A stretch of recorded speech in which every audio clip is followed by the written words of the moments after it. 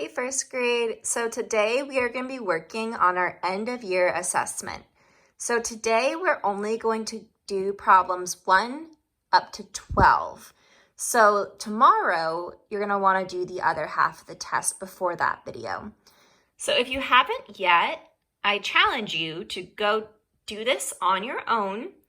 If there's anything on here that you don't understand, you can either try, or if you really don't know, just wait, watch the video, and I'll explain in the video all the problems. So I'm going to work through this with you, and then you can check what I'm doing with what you did. So when you take a test, it's really helpful to have a hundreds chart and number line to look at. So I'm looking at the back of the math journal. So make sure that you have that nearby so you can use it. So the first problem says to count by fives, and it starts with 85, 90. So if we count by fives like we do in class, we know 95, then 100 are next.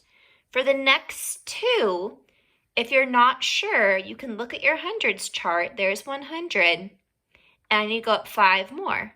1, 2, 3, 4, 5. That's 105.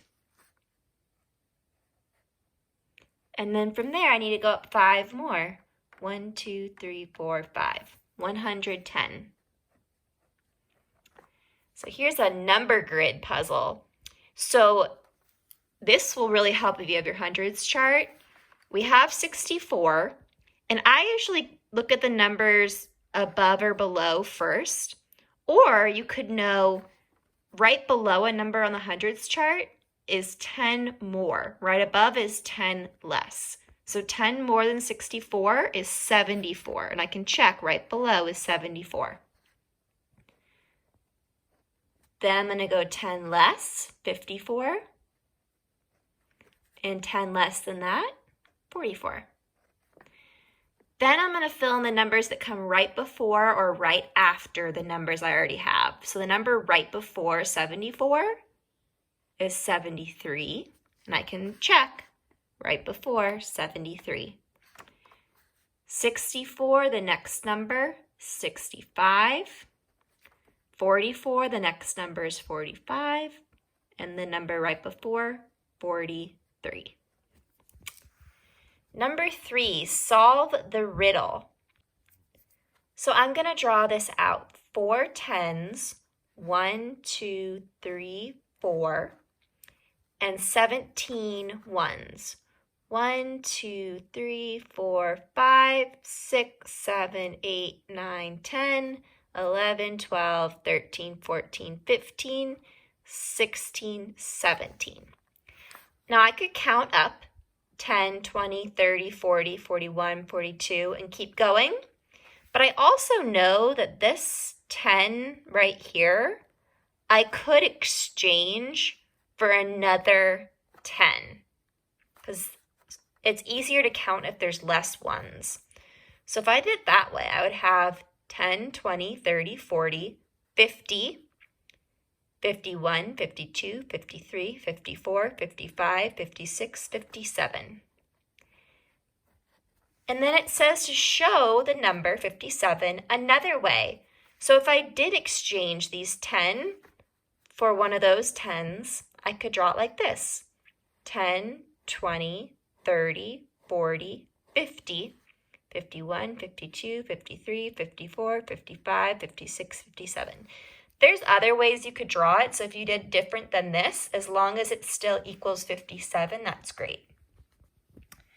All right, what digit is in the tens place in 13? So the tens place, if I were to make this out of tens blocks, I would have 10, 11, 12, 13.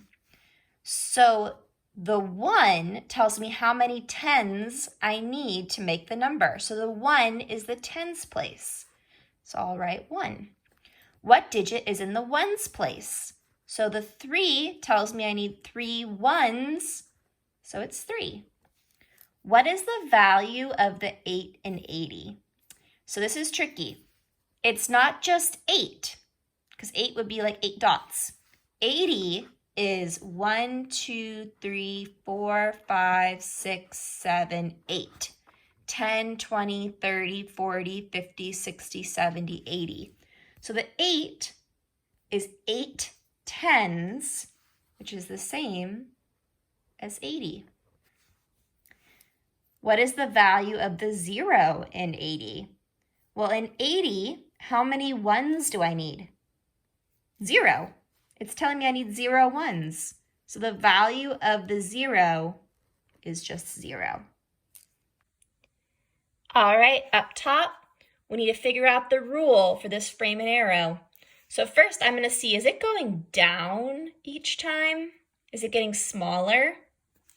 It is, so I know it's minus. How much is it going down by? So it's going 95 to 85 to 75. It's going up each time, so that is down 10. So 75, if I want to go down 10, I go right above 65, then 55, 45, 35. All right, true or false? Is 8 the same as 8? That is true. You can write the whole word true and false, or you can just write T and F. Is 10 the same as 7 plus 3 plus 1? Well, 7 plus 3 is 10. So 10 plus 1, 11. That's more than 10. So that's false. 6 plus 6 is the same as 14. Well, I know my doubles facts, and I know that 6 plus 6 is 12. So that is false. It is not the same as 14. 9 minus 6. If I count back, I could go 9, 8, 7, 6, 5, 4, 3. I counted back 6 fingers and got to 3. 8 minus 5, I could also do the subtraction problem by counting up from 5. 5, 6, 7, 8. It's 3 away. 8 minus 5 is 3. 3 is the same as 3. True. All right, now I need to write my greater than, less than, or equals to. So 54, 45. I want the alligator to eat the bigger number. 54 has 5 tens. 45 only has 4 tens. 60 and 70, it's going to eat the bigger number, eat the 70. Ooh, down here I need to solve. 30 minus 20.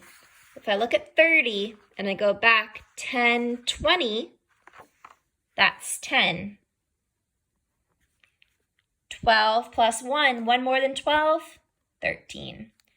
So my alligator wants to eat the 13. All right, 28 and 20 plus 8. Oh, I know that's 28 also. So it's equals. 18, 19, eat the bigger number. 45 plus 10, 10 more than 45 is 55. 25 plus 20, if I go to 25, 10, 20, that's 45. So he's going to eat the 55. Number 8, subtract. Use the number grid if you would like. That's right here. We have that ready. Then write a number model. Edgar had 50 crayons. He gave 20 crayons to his brother. How many crayons does Edgar have left? So he's giving away his crayons. That tells me this is a subtraction problem. He has 50. He gives 20 away. How many are left? So over here, I'm going to go to 50. I'm going to go back 20. 10, 20. So 30 crayons are left. All right, number 9. How much do a penguin and a peacock weigh altogether? Oh, this is going back to our silly animal stories. So a penguin and a peacock weigh together. So together means I need to add them together. 75 pounds, remember LB means pounds, and 8. 75 plus 8. I'm just going to go to my chart here. Start at 75 and count up 8. 1, 2, 3, 4, 5, 6, 7, 8. 83. I'm going to make sure to write there too, 83 pounds. How long are a sun bear and a beaver if they lie down head to tail? So this is about length now in inches.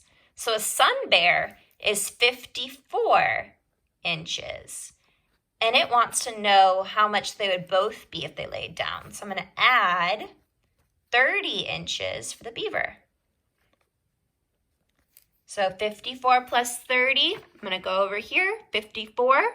And I'm going to go down 3 tens, 10, 20, 30. It's 84 inches long. All right, this is our last page for today. We're going to do numbers 11 and 12, and then you'll do the rest tomorrow. How much do a raccoon and a koala weigh together? So we're going to, again, add them together to figure it out. And before I solve this, I'm going to read the bottom part here. Explain how you could use a number grid to solve this. So what we're going to do is use a number grid to solve this. And then if you would like to explain what we did, you can explain it there. So 19 is 1 less than 20. It's really close to 20. It's right before. So I'm going to do 23 plus 20. So 23, I'll write it up here so I don't forget, plus 20. If I start at 23 and I go 10, 20, that's 43. But 19 is 1 less than 20. So I am going to take 1 away from my answer I just got. So if I take 1 away from 43, the number right before it is 42.